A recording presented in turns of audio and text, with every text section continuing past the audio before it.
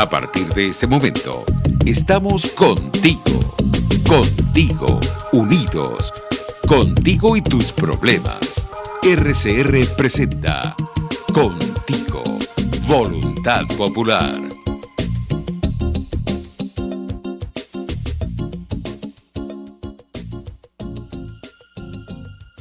Muy buenas tardes, amigos. Esto es Contigo, Voluntad Popular. Nuevamente, pues siempre agradecidos con Dios y con todos ustedes por acompañarnos como cada viernes de 1 a 2 de la tarde en tu espacio Contigo, Voluntad Popular. Siempre pues agradeciendo a la producción, a la Dirección General de la Radio y recordándole nuestros puntos de comunicación @rcr.750 en TuneIn, en YouTube y en Twitter.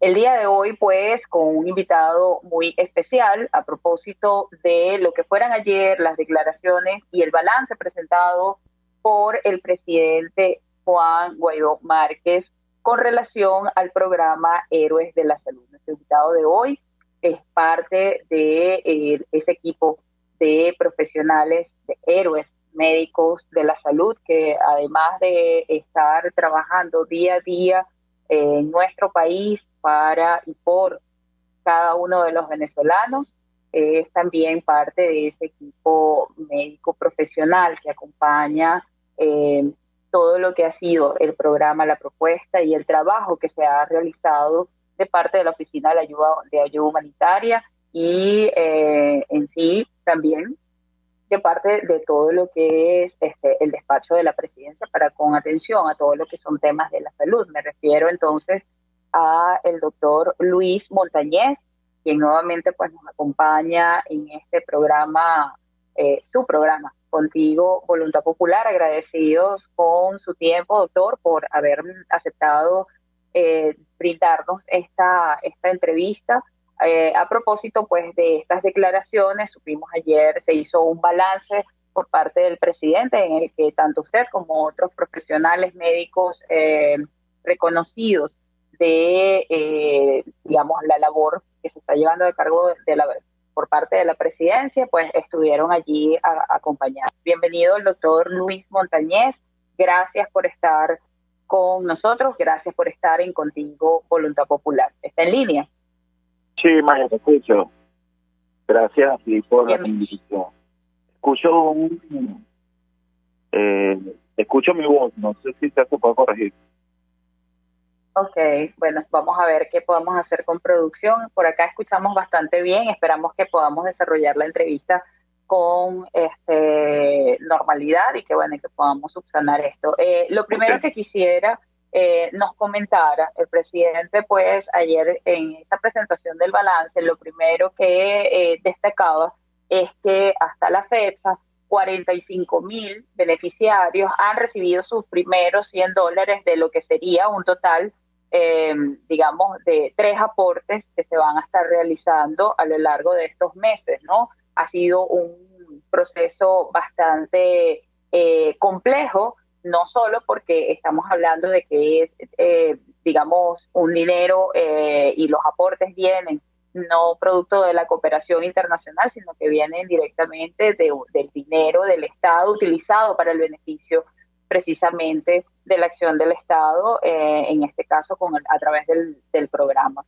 Y digamos que se están haciendo poco a poco las transferencias al resto, que se irán efectuando de manera paulatina. Sabemos que en total estamos hablando de más de 60,000 las personas que hicieron, digamos, sus trámites y todo lo que fue, bueno, sortearon también los obstáculos con respecto a todo lo que ha sido, digamos, la arremetida del régimen para que no reciban, imagínense, un aporte de $100 para quienes están haciendo frente a todo, no nada más a la crisis producto de la pandemia y el COVID-19, sino también a la crisis y a la enfermedad que ha significado pues Nicolás Maduro y todos estos años, digamos, detentando el poder, ¿no? Creo que los médicos están siempre allí como, o sea, no son héroes solo por el COVID, están allí haciendo frente. En digamos, lo primero que nos gustaría digamos, hablar es cómo ha sido ese, digamos, porque presentaba el presidente un balance muy numérico, muy, digamos, propio del primer mandatario, pero queremos saber, usted como médico, ¿cuál ha sido el balance, digamos, y ese feedback que se ha tenido con los colegas que están, digamos, en el sector, con las enfermeras, con todo el personal, todo lo que es equipo, personal médico, que haya podido constatar, que haya recibido, digamos, cuál es ese feedback? ¿Ha sido demasiado complicado el proceso para abrir las cuentas?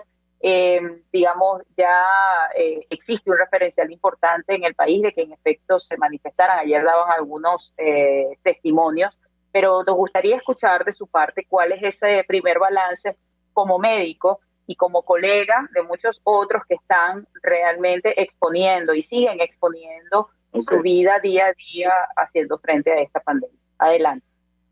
Ok, bueno, creo que el presidente fue bastante claro el día de ayer en el camino tan largo, tortuoso, y no solo por los obstáculos y acabalas que puso la dictadura posterior a una vez ver materializado el programa de la salud, sino porque, bueno, las cosas se cumplieron al debido proceso. Recordemos que estos son fondos recuperados por la presidencia interina de las garras de la corrupción manejada por el régimen, y que no son fondos que están a disposición 100% de la administración del presidente Juan Guaidó, por lo cual hay que cumplir una serie de requisitos fundamentales, indispensables, y que son bastante engorrosos en aras de garantizar la transparencia del manejo de los fondos. No son, digamos que no son tres lochas, pero había que cumplir, y en base a eso había que cumplir con tales requisitos, ¿no? Eso fue lo que llevó a que se crearan una serie de comisiones, a que permanentemente la presidencia interina estuviera en comunicación con personal del Departamento de Estado, y por eso es de los 3-4 meses aproximadamente del anuncio del presidente hasta que se materializa el primer depósito aerogenético. Mira, Maya, yo rescato una expresión del presidente el día de ayer cuando decía: sabemos que $100 no son suficientes, y eso lo rescato mucho porque habla del sentimiento progresista y de la mentalidad que tiene el presidente en cuanto a los trabajadores de la salud, que llevamos ya 22 años siendo vilipendiados, perseguidos, maltratados, amenazados por un régimen que nos ha puesto de lado, nos ha abandonado, nos ha amedrentado, e incluso han tenido el tupé de montarnos sobre nuestras a un sistema de salud paralelo dominado por cubanos, en el cual en muchas cosas y en muchos aspectos de la medicina deja muchísimo que desear. Yo creo que no vamos a ahondar en eso. El país entero sabe que a la hora de una urgencia o emergencia médica, ellos saben verdaderamente quiénes son los que tienen la capacidad de respuesta y de resolución en Venezuela, y no necesariamente son los CDI y los médicos cubanos. Entonces, cuando pudiera invertir fácilmente 18 o 20 años de su vida continua dentro de un aula de clase para llamarse especialista, está devengando ahorita actualmente $2.3, $2.7 al mes. Entonces, cuando tú tienes este tipo de aporte y pasas de $2 a $100 en un mes, no es suficiente, pero no es poca cosa. Y más allá de lo que implican los $100, el presidente lo que está depositando es alimento para el hambriento, es medicina para el enfermo y es seguridad para el desprotegido. Hoy me atrevo yo a decir, porque lo vivo y tengo conocimiento de causa, y constantemente, día a día, 7 días a la semana, por lo menos 14 días al día, 14 horas al día, estoy en permanente comunicación con el personal de laboro, tanto en la institución pública, a pesar de las circunstancias que rodean al país y al mundo, muy especial la de Venezuela, porque además de estar atravesando una pandemia, la infraestructura está en el piso, nuestros hospitales se han convertido en en centros de almacenamiento de cadáveres, muchos de ellos muertos a menos. Sencillamente no hay cómo resolver problemas de salud elementales que en cualquier país del mundo, ni siquiera vamos a hablar de países de primer mundo, sino de Bolivia, de Perú, Ecuador, pudieran resolver fácilmente, a pesar de que nuestros hospitales hoy no tienen agua, de que el agua llega, pero es cuando llueve, se filtra a través de los techos y moja los quirófanos en las áreas de emergencia y de unidades de cuidados intensivos. A pesar de todo eso, digamos que hay un rayo de luz y de esperanza y de alegría dentro del personal. No por las condiciones del presente, lo escribí yo el día de ayer en un post a través de una red social, sino por la expectativa del futuro, por la expectativa que el día de mañana esté en el centro de gobierno, esté en el ejecutivo de Don Miraflores, una persona que verdaderamente le interese la meritocracia, que verdaderamente le interese el esfuerzo y el sacrificio que hacen no solo los médicos, sino todos los profesionales y los trabajadores de Venezuela.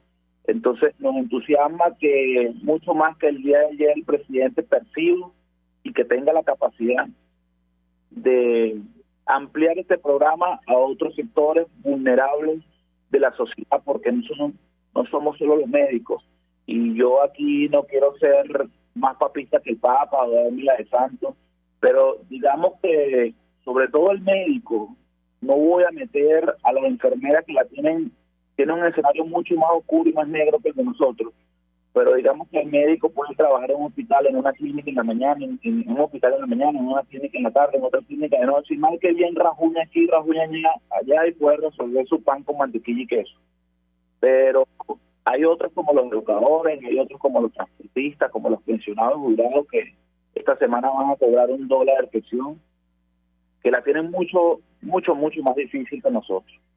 Entonces, no quiero desviarme, pero de verdad que esto ha sido un bálsamo, esto ha sido una dosis de morfina entre el gran dolor y el sufrimiento que este régimen le ha dado al personal de salud durante 22 años de desidia absoluta del sistema de salud pública. Sí, doctor Montañez, me gustaría que, no es que nos vamos a desviar del tema, pero sí dejar acá, digamos, antes de irnos a este breve primer corte, esa referencia en particular que hacía el presidente de ampliar este aporte, este apoyo a otros sectores vulnerables, pero también quizás, conversar con usted acerca de cuáles serían las implicaciones o en todo caso una visión en un futuro mediano con respecto al abordaje, apoyo necesario para todos los que son personal de salud, todas las personas que están laborando en el sector salud para poder seguir haciendo frente, y allí vamos a tocar un poco el tema con respecto a el COVID-19, la pandemia y esos escenarios inmediatos que pareciera que la gente pues ha olvidado un poco, lo ha dejado en segundo plano y por lo que entiendo, y usted nos lo podrá decir mejor en el próximo corte, estamos en el momento más peligroso y en donde más atención debemos cuidar. Le pido por favor se mantenga en línea, vamos a un breve corte y ya volvemos con más de Contigo Voluntad Popular y el doctor Luis Montañez, hoy dando un balance sobre el programa Héroes de la Salud. Usted escucha Contigo, solo por RCR 750 AM. Puedes seguirnos en nuestras redes sociales. En Twitter, @RCR750, la radio que se ve. Un espacio que analiza y debate la coyuntura política, económica y social de nuestro país.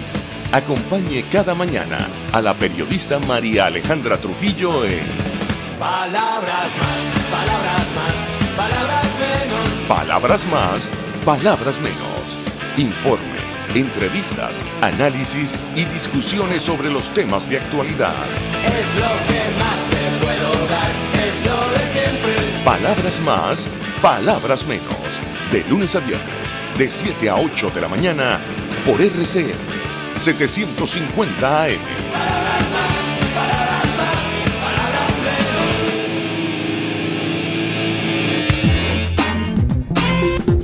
Yo creo que los políticos responsables proponen ideas y dicen que son de ellas, y convocan a la gente a hablar de su idea. Me parece de muy mal gusto cuando la idea empieza a decir, bueno, esto no es mío, es de Venezuela. Eso significa que fracasó. Y entonces le están endosando al país la incapacidad para articular una idea que de suyo desde el principio era una idea y no un curso estratégico. A mí eso me parece de mal gusto. Me parece que el marketing político no da para tanto. Así podemos ver el mantra de Guaidó: cese la usurpación, gobierno de transición y elecciones libres. Él lo abandonó. El G4, que es del cual él es engendro, en representación bonos 2020, el hacer ingeniería financiera, recoger unos reales que no hemos visto de ninguna manera. Aquí se habla libertad con Víctor Maldonado, solo por RCR 750, la radio que se ve.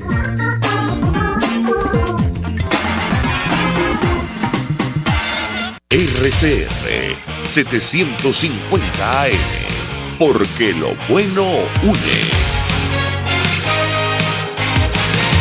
Les estamos presentando Contigo, el espacio donde tú y tus dirigentes se escuchan, solo por RCR 750 AM.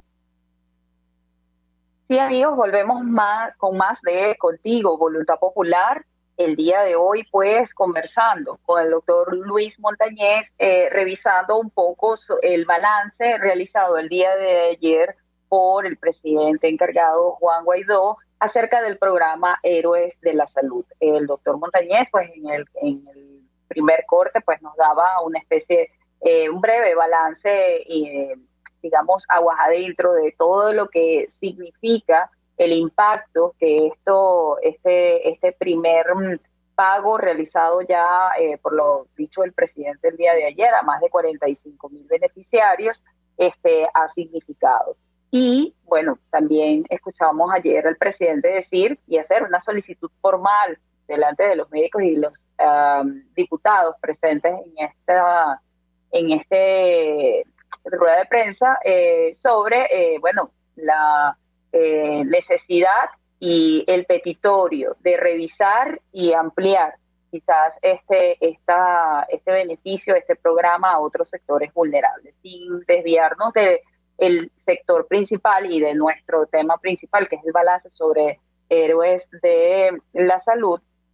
Me gustaría que el doctor Montañez pues nos dijera un poco desde la perspectiva médica y desde, digamos, lo que es esa realidad que estaba describiendo en el primer corte, ¿cuál cree que debería ser inmediatamente posterior, digamos, cubiertos ya los 3 meses de este programa para el sector salud? Y vista la situación que tenemos en el país, que por lejos de mejorar, va a empeorar, o sea, cada día se ha ido empeorando más. ¿Cuál sería, digamos, desde su punto de vista, las líneas o en este caso los elementos básicos que hay que considerar para seguir haciendo frente, como lo decía antes de irnos al corte, en un momento en donde pareciera que, digamos, las medidas que deben tomarse dentro de la población se han flexibilizado completamente en el peor momento? Entonces, bueno, sabemos que esto no es una realidad que va a cambiar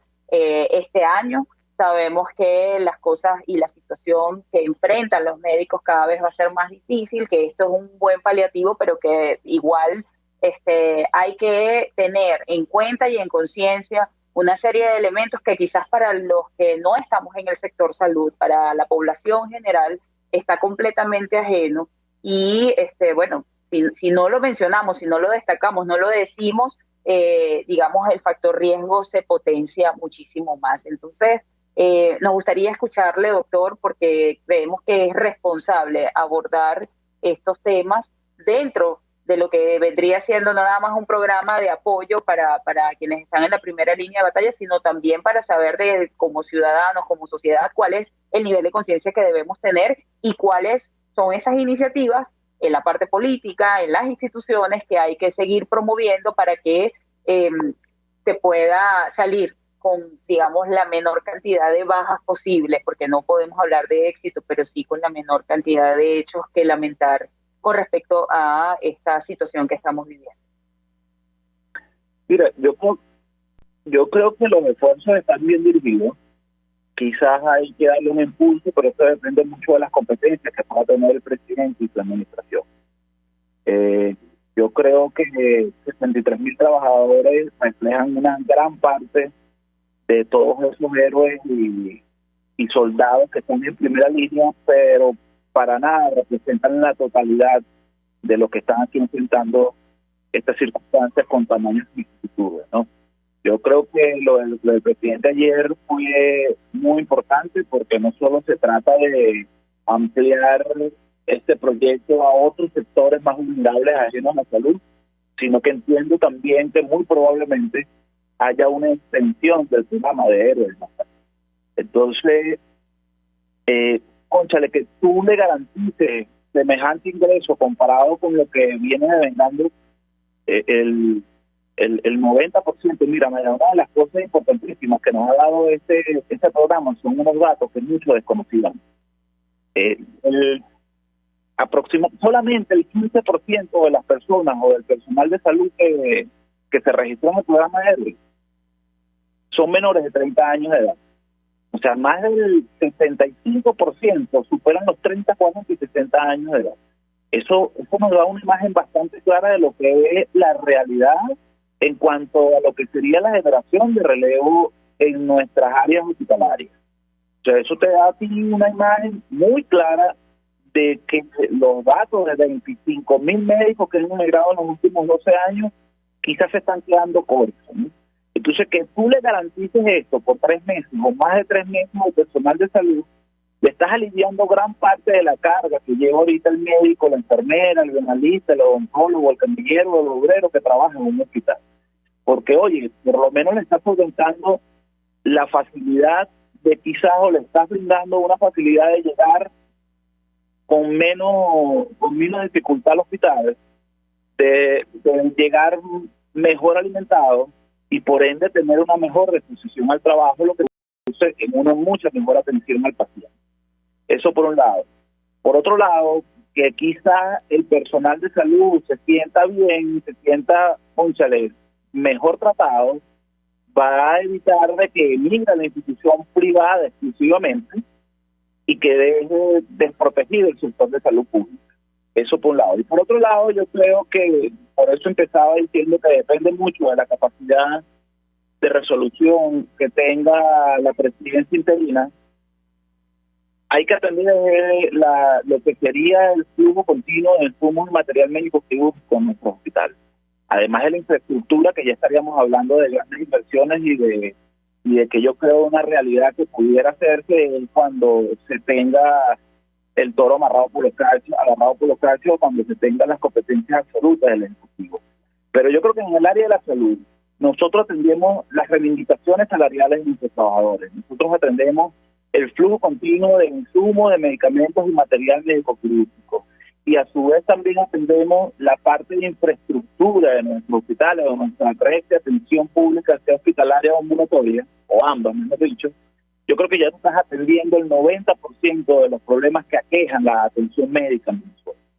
Entonces, hacia ahí deben ir orientados nuestros esfuerzos, hacia ahí deben ir orientados, digamos, los programas de salud sanitaria en lo que pudiéramos hacer en esta circunstancia de usurpación todavía de un violador de derechos humanos en la presidencia, y con mucho más esfuerzo, si en el nombre de Dios dentro de poco el presidente asume las competencias del Ejecutivo.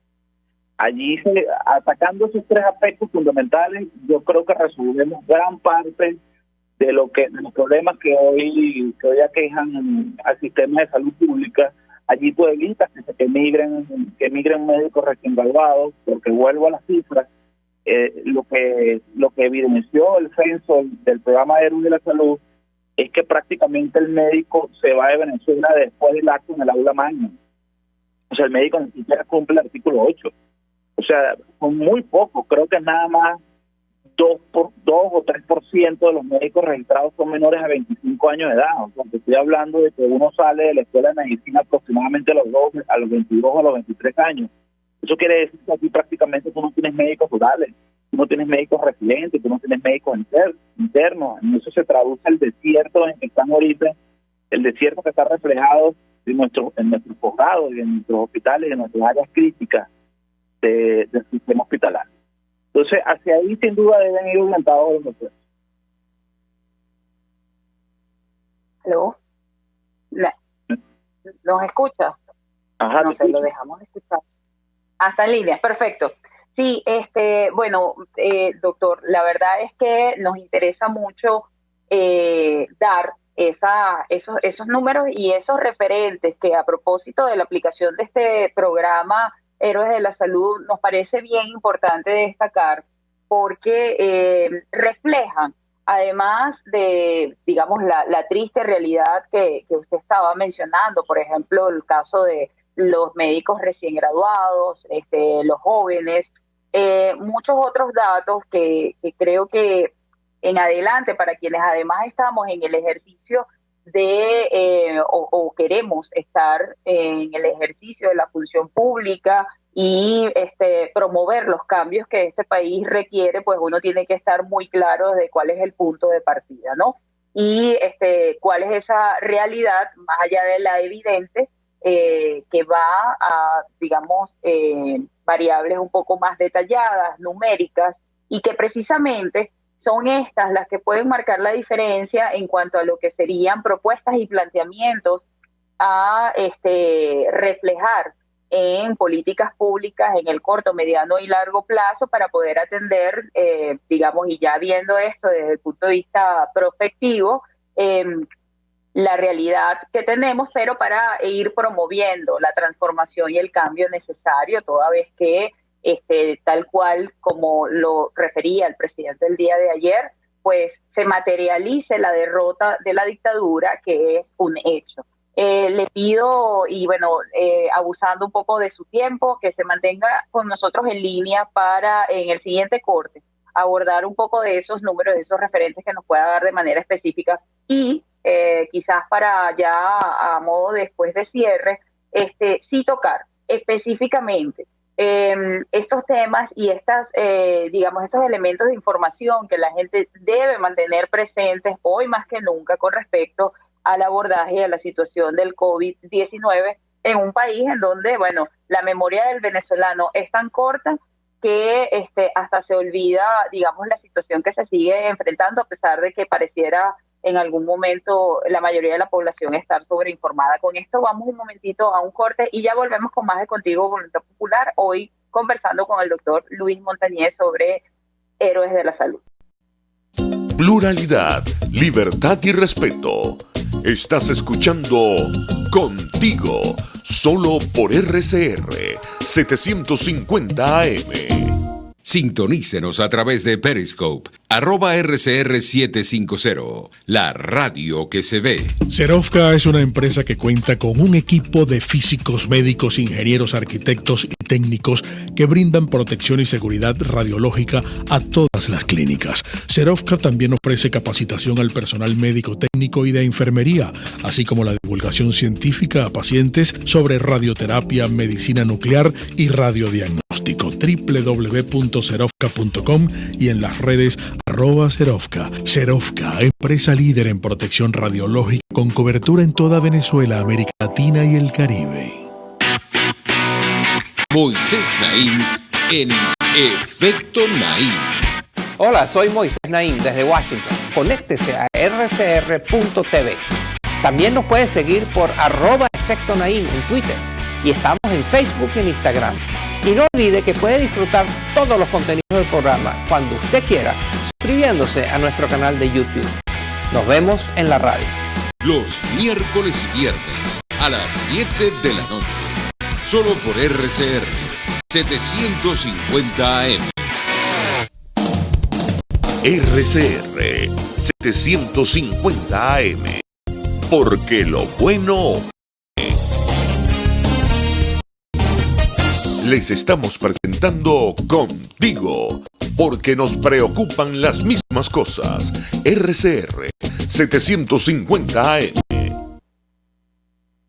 Muy bien, amigos, volvemos con más de Contigo Voluntad Popular. El día de hoy, pues, revisando temas con respecto al balance ofrecido por el presidente encargado Juan Guaidó el día de ayer con relación al programa Héroes de la Salud. Para eso, pues, nos ha estado acompañando durante esta hora de programa, estos 30 minutos de programa, el doctor Luis Montañez, médico gastroenterólogo, parte del equipo médico técnico que está vinculado al programa, a la oficina de ayuda humanitaria y a todo lo que ha sido el trabajo desde el despacho de la presidencia y bueno, todos los esfuerzos, desde los esfuerzos que se están haciendo desde el propio sector gremial médico y de salud para hacer frente a la situación que tenemos en este caso en Venezuela, doblemente riesgosa, como lo hemos referido en otros programas, producto de la pandemia por COVID-19 y, bueno, por supuesto, producto del madurovirus, que así lo hemos referido nosotros en otros programas, doctor, y creo que vale la pena pues siempre hacer énfasis en que aquí estamos enfrentando muchos retos y muchas amenazas para la salud al mismo tiempo y no es nada más por razón del COVID. Pero sin querer pues volver a el tema, me gustaría que en esta y estuviese en su alcance y lo tiene a mano, nos diera esos referentes. El presidente, por ejemplo, ayer habló de que el 70% de los beneficiarios que ya han recibido el aporte de médicos de la salud son mujeres, que de este grupo existe un porcentaje importante que solamente pues depende de el escaso ingreso que puede recibir por dedicación exclusiva de la práctica profesional de salud, bien sea siendo enfermero, médico o obrero. Nos gustaría saber qué otros números, qué otros elementos de información se pueden compartir desde el punto de vista, digamos, de lo que es ese balance presentado, de lo que ha arrojado el trabajo que ustedes han estado haciendo, que como lo decía antes de irnos al corte, son muy importantes a considerar, no solo para quienes estamos en la práctica del ejercicio de la función pública, sino también para la población y la ciudadanía en general, porque esto no construye un criterio de cuál es el trabajo, de cuáles son los retos. Sabemos que más allá de lo evidente, de la realidad que tenemos en este momento, existen otros elementos que tenemos que ver un poquito más allá y que hay que decirlos para que la gente sepa de qué estamos hablando y por qué se plantea una u otra alternativa en el corto, mediano y largo plazo en cuanto a políticas públicas, proyectos o programas especiales. Entonces, nos gustaría saber, doctor, qué otros números, además de los que ya nos ha compartido, podría darnos o otros elementos que respecto al balance de héroes de la salud. Sí, Maya, te decía en el segmento anterior que una de las cosas súper interesantes que nos ha dado y muy valiosas que nos ha dado el censo del programa de héroes de la salud ha sido los datos más fidedignos, exactos y frescos que rigen por la realidad sanitaria venezolana actualmente. El presidente ayer lo firmaba y los números exactos oscilan que el 76.83% de los censados y que actualmente ya han sido depositados y el 24.17% son hombres. El dato de la edad es súper interesante, a pesar de que a lo personal me parece bastante lapidario. No es que yo tenga algo en contra de los de tercera edad, en lo absoluto, todos vamos para allá, pero digamos que en el ejercicio de la medicina es sumamente importante la formación de la generación de relevo. Y el 55.46% de las personas del personal registrado son mayores a 40 años, el 7.38% son mayores a 60 y solamente el 15% son personas menores a 30 años de edad.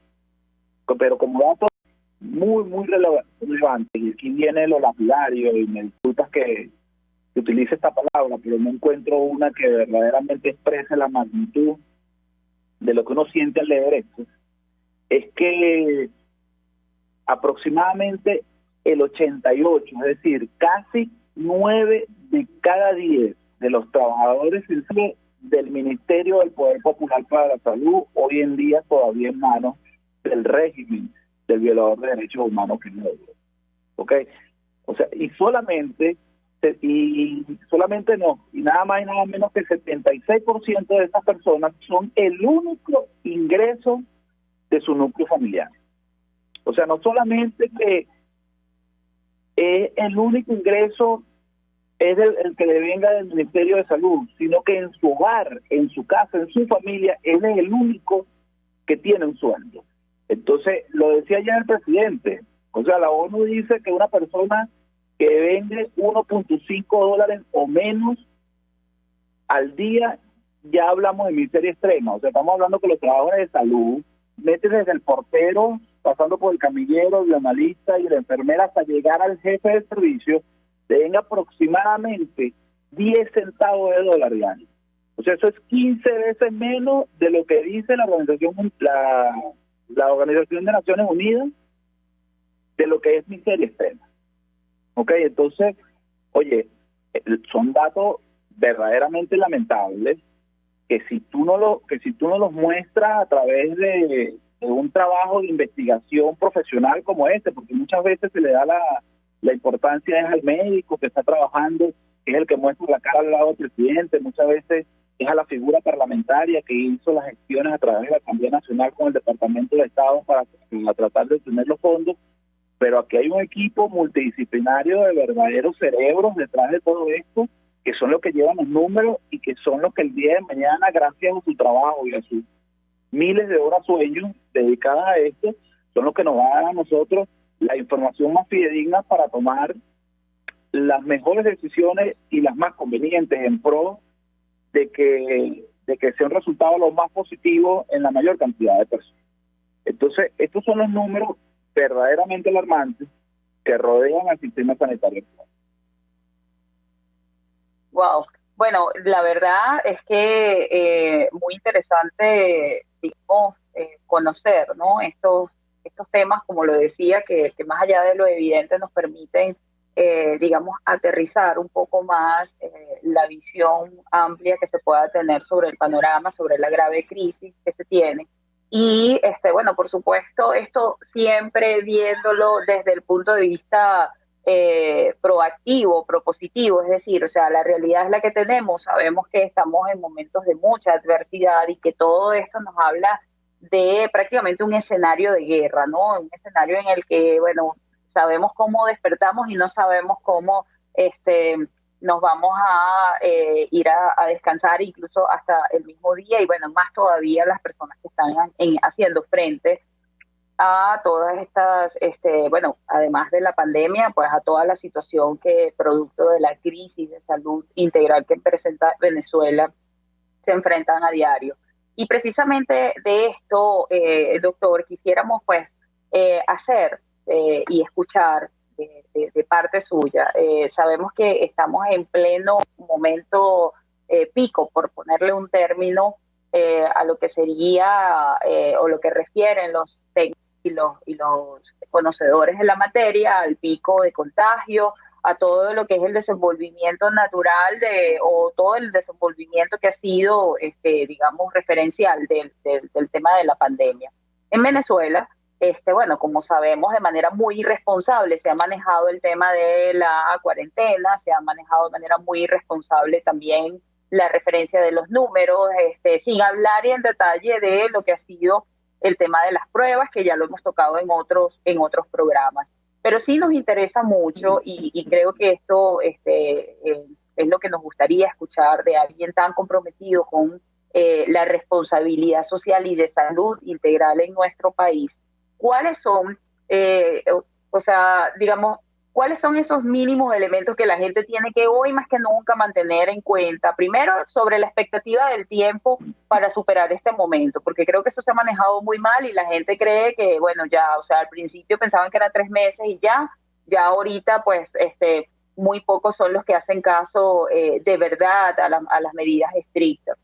Después, desde el punto de vista del tiempo, lo que sería la atención de presentar síntomas o no, de tener casos en casa, porque sabemos perfectamente de que existen, digamos, como unos niveles de riesgo en los cuales podría atenderse o no los casos, digamos, de manera en cuidados en casa para no colapsar lo ya colapsado. Es decir, ¿cuáles son esos mínimos, un ABC del cual el venezolano hoy debería tener más presente que nunca con respecto a hacer frente, la responsabilidad social y ciudadana que tenemos cada uno en esta práctica? ¿Cuáles son esos elementos que nosotros no debemos dejar de lado, además del uso del tapaboca y de todo lo que ha sido las campañas de concientización y de educación con respecto al abordaje del COVID-19? Creo que eso vale la pena mucho destacarlo porque, bueno, llevamos 6 meses en esto y, insisto, de manera individual y particular me preocupa mucho cómo veo que la gente pues ya prácticamente se olvida de, no, eso no me va a dar, o si me va a dar simplemente va a ser de una manera distinta porque, bueno, no sé, soy venezolano, por así decirlo, porque hasta eso lo hemos escuchado. Bueno, mira, Maya, increíblemente después de 8 meses y medio del primer caso de coronavirus de SARS-CoV-2 como es científicamente conocido en el mundo, todavía las medidas siguen siendo exactamente las mismas. Hay un desierto de certezas y de información que rodea esta enfermedad, que poco a poco quizás vamos conociendo un poco más de su desenvolvimiento y de cómo es el carácter de la enfermedad. Pero las medidas de prevención siguen siendo exactamente las mismas. Lavado de manos, distanciamiento social y uso de tapabocas, que yo le añadiría lo que comúnmente se conoce como face shield, que es la máscara protectora antisalpicadora. Eso sigue siendo igual, eso se sigue manteniendo y eso es lo único que digamos que está totalmente comprobado que es lo que pudiera prevenirte de contagiarte del virus, o en el peor de los casos no recibir una carga viral lo suficientemente grande como para presentar una complicación grave durante la enfermedad. Del resto, cuesta decirlo, pero absolutamente nada sirve. Y esto no lo dice Luis Montañez, esto lo dice la Sociedad Venezolana de Infectología, la Sociedad Venezolana de Medicina Interna, lo dice grandes expertos que se han preparado durante décadas para ese tipo de escenarios, como por ejemplo el doctor Julio Castro, entre otras personas, lo dice el Instituto Venezolano de Medicina Tropical, lo dice la OMS, lo dice el Johns Hopkins de Baltimore, lo dice todo el mundo. Absolutamente nada sirve. No hay que ponerle cuidado a ciertas cadenas de WhatsApp que pasan de que la enfermedad tiene una fase 1, fase 2, fase 3, y que para cada una hay unos tratamientos específicos.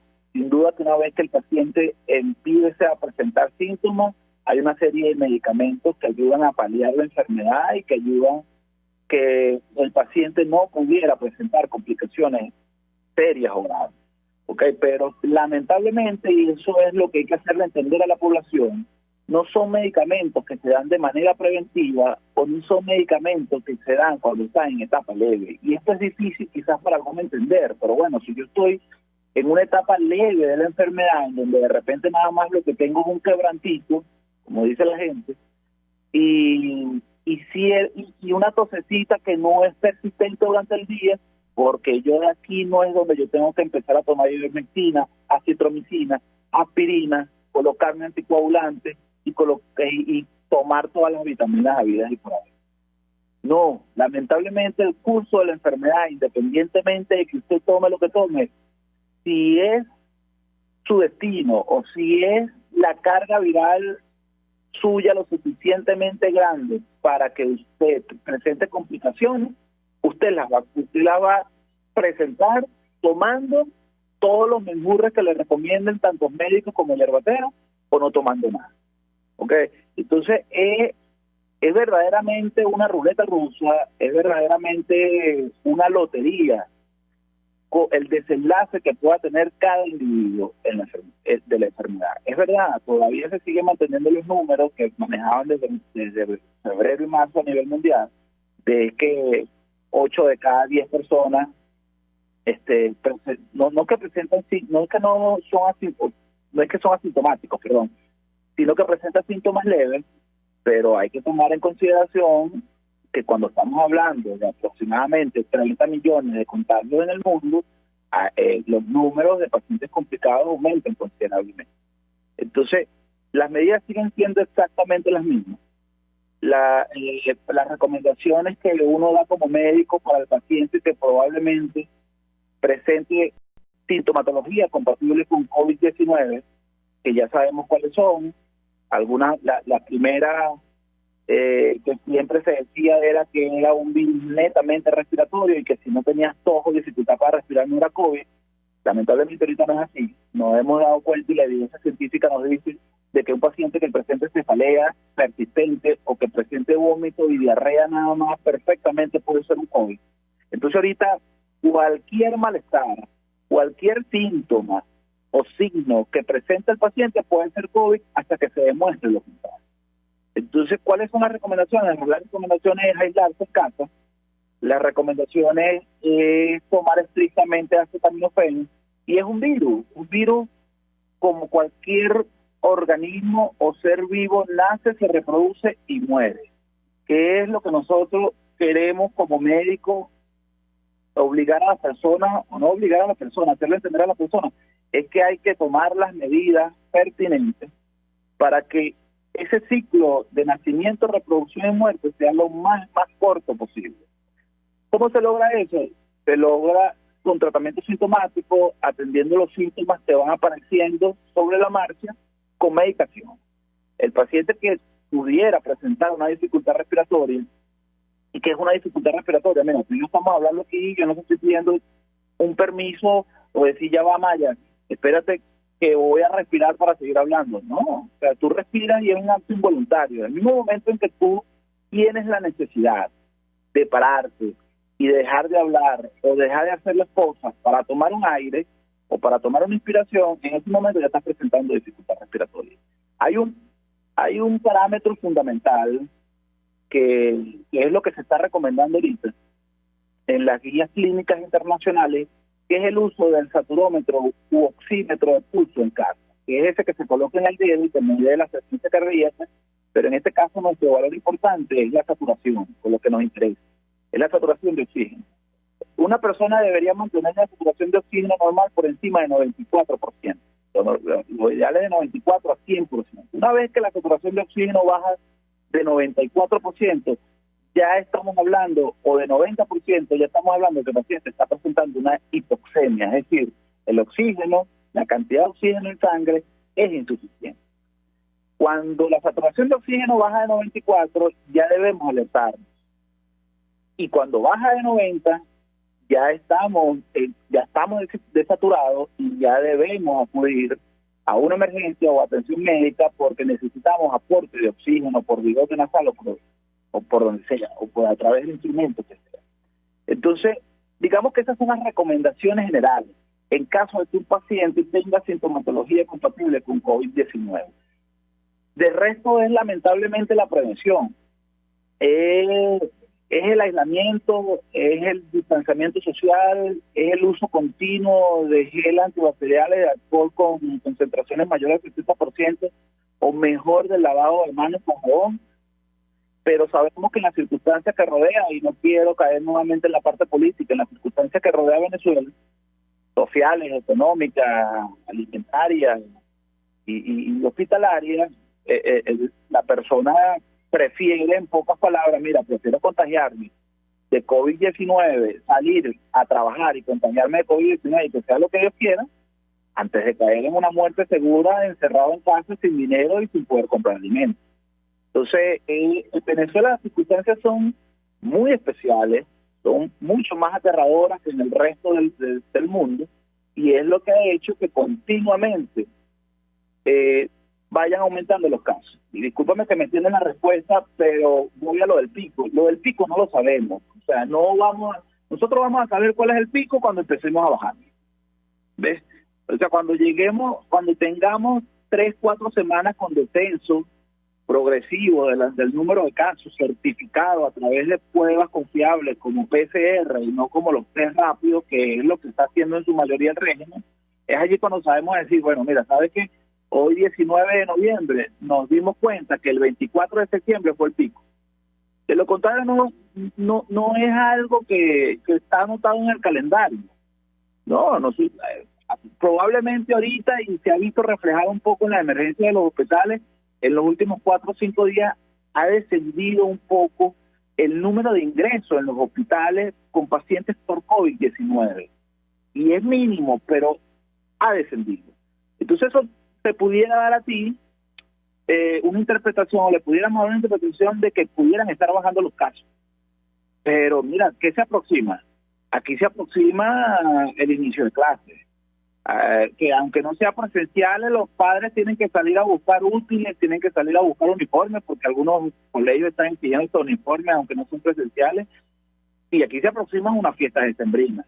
Independientemente de las circunstancias que nos rodeen, este año, fiesta de diciembre para los venezolanos es fiesta. Entonces, no vamos a decir que el pico ya lo vimos, porque se viene una dinámica social mucho más activa, que nos va a hacer indudablemente que aumente considerablemente el número de casos. Ok, bueno, nada, nos queda súper claro todos estos elementos, doctor, de verdad no me queda otra que agradecernos, se nos ha hecho corto el tiempo, pero muy importante pues seguir haciendo el referente. De verdad, estaremos eternamente agradecidos por el compromiso, no nada más por hacer frente a la pandemia en los centros hospitalarios, sino también por el compromiso manifiesto a trabajar de la mano con quienes tenemos el compromiso de verdad de llevar a cabo un cambio, una transformación y la libertad para Venezuela, para que hayan oportunidades para todos. Muchísimas gracias al doctor Luis Montañez, gracias amigos por habernos acompañado. Nos vemos el próximo viernes. Para decir un dato importantísimo que se me olvidó y que considero fundamental que todos tus radioescuchas lo tengan presente. Y con respecto al programa Héroes de la Salud, mira, lo maravilloso de este programa es que ya ha llegado a 325 municipios en los 24 estados del país. Eso representa aproximadamente un 97-98% de la cobertura geográfica en cuanto al alcance del programa.